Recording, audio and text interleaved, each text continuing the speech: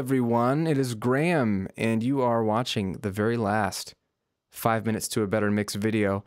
We've looked at 31 mixing tips, if you include today, in the last 31 days straight, unless you're watching this in the future and then you just binged on 2.5 hours of audio tutorial goodness, and now you just basically need to pass out for a little bit. That's a bit too much information to ingest at once, but I really hope that this video series has been helpful to you, that there have been at least a handful of tips or videos that really stuck out in your mind as, man, I need to try this. Not everything is going to apply to everyone. I get that. You may not even have some of the same issues that some of my other listeners, readers are having, so some of these videos may not apply to you yet. But at least there are hopefully a few that jumped out at you and you said, man, I'm going to go try these in my mixes, or this gave me a new way of thinking about mixing, or this simplified the mixing process for me, because that's really my goal. Is I know how complex mixing is. I get frustrated when I mix plenty of times. I'm constantly trying to navigate challenges and improve and make better sounding mixes. Mixing is hard. If it were easy, then you could just grab GarageBand, fire it open, hit a couple of buttons, render out a professional mix, and be done, right? It's not that easy. That's why guys are getting paid. That's why guys work hard. That's why guys have spent years learning this craft. But here's the good news. You too can learn this craft. If you're just starting out with mixing, or you've done it for a year or two, don't expect your mixes to be great, okay? Just cut yourself some slack. It takes years, but I'm trying to shave that time frame down for you and speed it up, okay? It can take less time if you just do more work and if you implement some of these techniques. So I hope this is a bit of encouragement for you that all of these tips can help you, but you gotta go make work. You've gotta go do some mixing. And today's final tip, don't worry, I'm not gonna just talk at you. I'm gonna give you a final tip. It's called the final listen through. And really, this is way more important than it sounds. What I'm suggesting you do is, when you think your song is done, when you think your mix is done, it's time to do one more listen through. And the caveat is, you can't press the stop button. You have to listen through all the way, okay? This is what I mean. You literally pull open the session, set your cursor back to 0, press play, let it ride.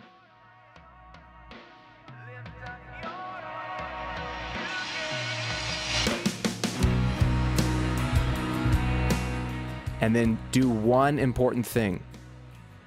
Sit on your hands, okay? Put your hands away from the keyboard, the mouse, the control surface. Don't touch anything. Because here's the thing. If your mix isn't done, you're gonna hear things. And you're gonna go, oh, yeah, I really, if I had time, I would change that.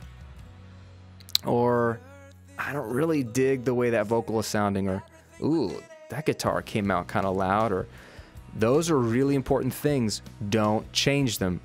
Here's what you can do. Okay, I said sit on your hands, but you are allowed to have a piece of paper and a pen, or an iPad, iPhone, whatever, something to take notes on.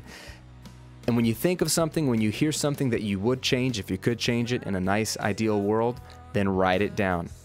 But don't change anything. Just write it down. Because here's the thing. You basically need to do that final listen through to get your lasting impression. Remember how we did our first impressions the very first day of this thing? Your final impressions of a mix are very telling. Whatever jumps out at you, that is what you need to address. That is something that a listener is going to pick up on. That is something that's out of balance. If nothing jumps out at you, if literally you're playing through the song, you're sitting on your hands like I told you to do, and you can't think of anything you would change, good news for you. You're done. Render the mix, step out of the room, go get a sandwich. But if you have at least 1, 2, 3 things written down on your piece of paper, you're not done. You're close. You're real close. You don't have to do any more critical listening. This is it. Then you go back to your mix after, I know you want to do it right now. I know you've listened to a verse and a chorus and you think you're good. No, you gotta listen to the whole thing, start to finish, like a listener would.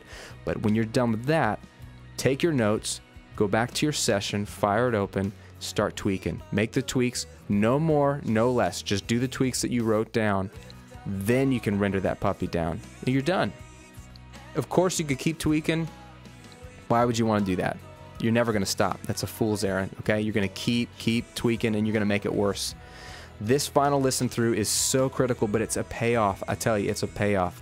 You get to listen, you get to do nothing, you just get to close your eyes and listen. And the few things that jump out at you, don't be frustrated. Just know that you can easily tweak those, and things will be as good as they're going to get, basically. And then you should walk away. And you should be proud, because mixing is supposed to be a fun process. It is hard, but it can be fun too. And I hope that you have fun while you mix, and I hope that you take these tips and you don't just think of it as a mechanical science. If I do this, I will get this result. I want you to use it to create art. I want you to use it to change something in your mix that might inspire something else to come out. I want you to use it to develop your tastes so you become an artist. You become a mixer, not a clone, not a student, a mixer on your own right. You can do this. You can do it with your current setup. You can do it in your current room. You will improve, and I'm sure your gear and your situation will improve over time, but don't lean on those things as crutches. Focus on the craft, on your skill, and get more experience mixing. Remember, mixing is all about serving the song. It's all about music. It's all about fun. Thanks so much for tuning in. Thanks for being a part of this series. If you haven't already, head on over to therecordingrevolution.com if you've just been watching these on YouTube. Subscribe, download the ebook. It's free. It's called The #1 Rule of Home Recording. I think it might blow your mind. I'm there to help. There's articles every single week. Shoot me an email if you have any questions, or answer or ask a question on one of the blog posts there. But that's all I got for you.